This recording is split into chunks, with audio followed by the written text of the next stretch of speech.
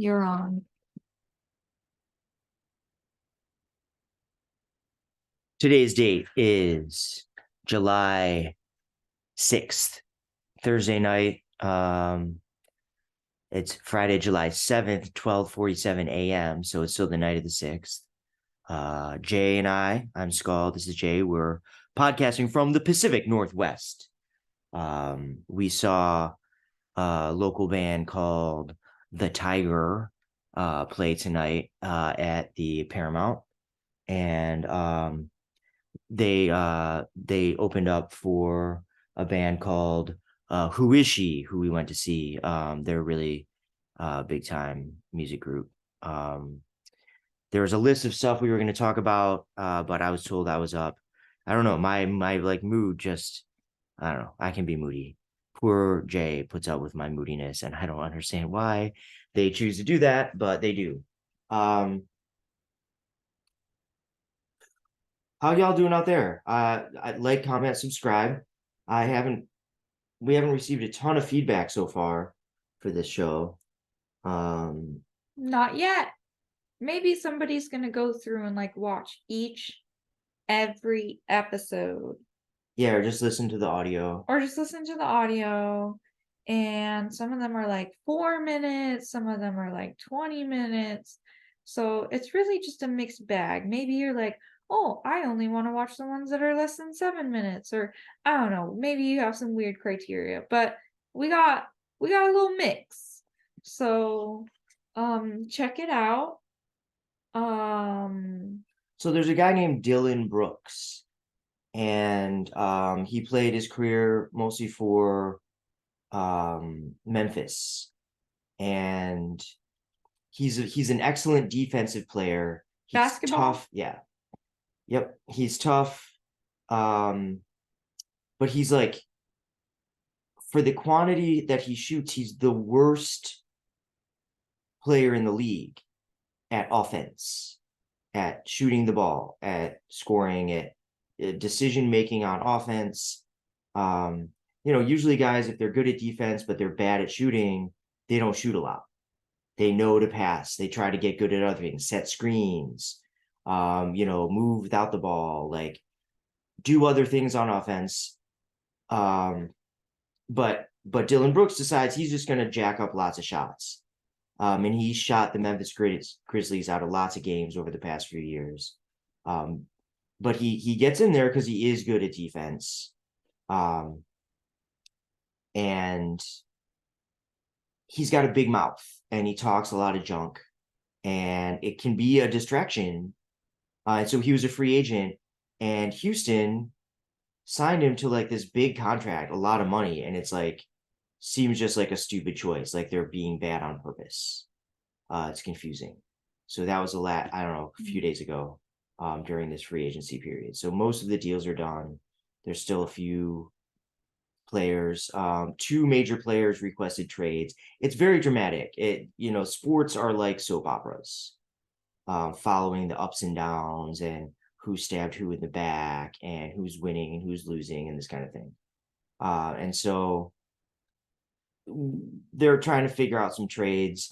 Depending on when different players sign contracts, you can do different trades and contract extensions and things like that.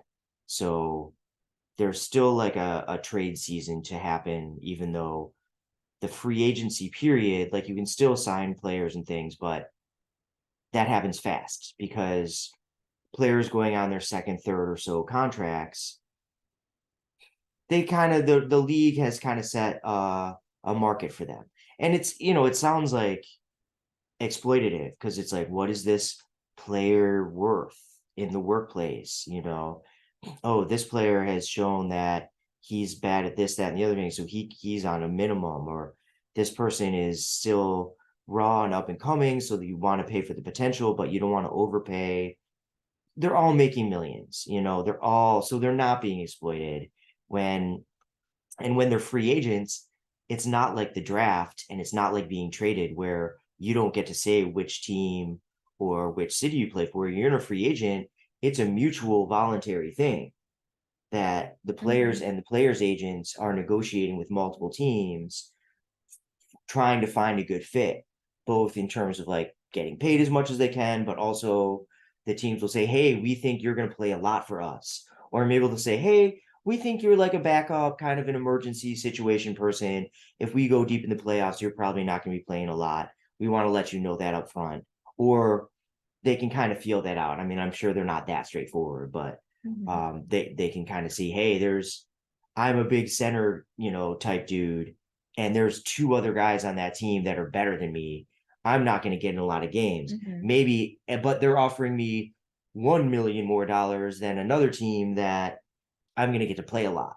So maybe you go, take a little bit of a pay cut to go to a situation that's a better fit. They talk a lot about there's like the tax implications, and I think for the real high end guys it's more, but like Texas and Florida have teams, they don't have income tax, so they get to pocket a lot more of their money than if they're going to a high income tax state. So that's a factor. There's where you want to live. Sometimes they're from a certain area and they're like, well, I want to go back home, my family's there, or I don't want to go back home. Kevin Durant's from like suburban DC. He never wants to go play for DC. He's not interested in going to play there. A lot of guys want to go play in Los Angeles. It's a desirable place for millionaires. Los Angeles, Miami are high on the wish list. So they get to more of a selection of players will go there. Indianapolis, it's tough. They have to overpay. So who did they just overpaid someone? But like if they call it, it's almost like a tax of like, well, you're not in a desirable place relative to these other places.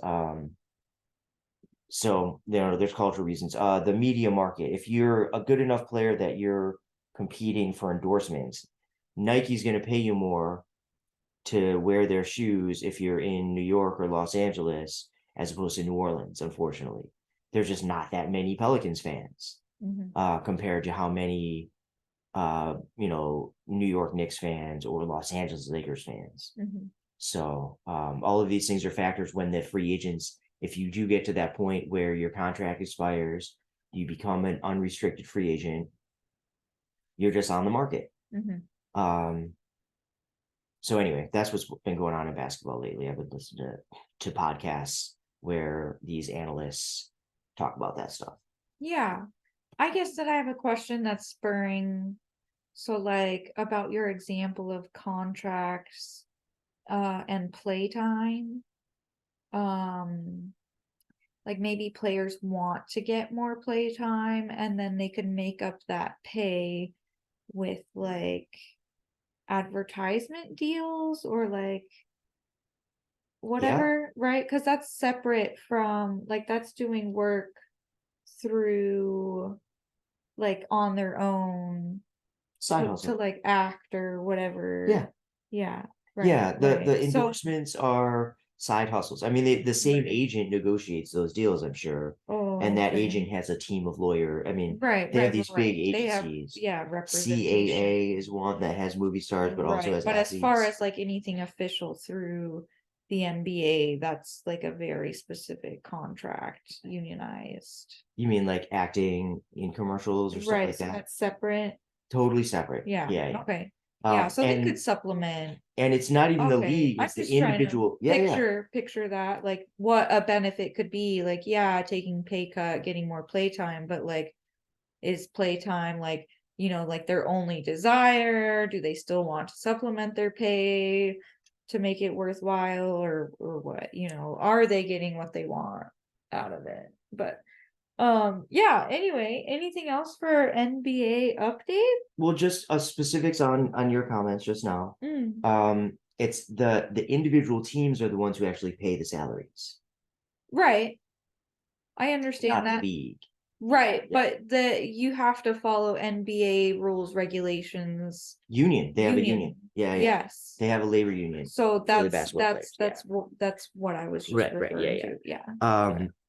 So it wouldn't be just for endorsements. It might be you're a 22-year-old kid, you want to have 10 more years of a career, and you might not get that if you don't end up playing. If you don't get a lot of playing time, if it turns out, oh, that coach didn't want to play him. We don't know why, but he didn't get in a lot. Or he got in sometimes, it wasn't great. He never got into a rhythm. Right. He wasn't Okay. able to kind of, So it's warm for up. like routine building. And you're playing for your next contract, Right. To you set know, yourself up. to set yourself up for bigger money down the Right. road, Yeah. hopefully, Well, or just another contract, right. you know. Keep that Um, momentum. if you're good enough to like get a shot in the NBA, then that means you're probably good enough to go play in other leagues in other countries. And make a great living and live in Italy or China or something. Um, so they're pretty much set up as long as they don't get hurt. I mean, that's the thing. Mm-hmm. They're in the NBA, unlike some other sports, like your contacts are guaranteed. So once you sign that contract, even if you blow out your knee, you still get that full money Mm-hmm. for all the, for however many years, Mm-hmm. millions of dollars. Um, but once that contract's up, if you blew out your knee, contract's up, that could be the last. Now you have to go like find a new career. Right. Because even a team in, wherever abroad isn't going to pay you if you can't play if you have a bad knee. Right. It's just if your skills aren't quite up to par to be like an NBA player, but you're physically healthy, like you can still make $1 million a year playing in Europe or China or something. Right. So, Right. yeah. What else you want to talk about? Yeah. I think that was a good little NBA update. Sure, yeah, and we talked about music too. Yeah. Tigre. I was joking around about band names. I mean, Who Is She opened for Tigre at the Paramount in Seattle this evening. It was great. It was a great show. It was really fun. It felt like an older people's vibe. Yeah, because There were Latina. seats. There were seats. We were sitting in chairs. It was at this like fancy theater. On the balcony. They do have a floor level, but the floor level was a little more expensive, and I'm a cheap ass, and I'm old. And anyway, I still had a good time.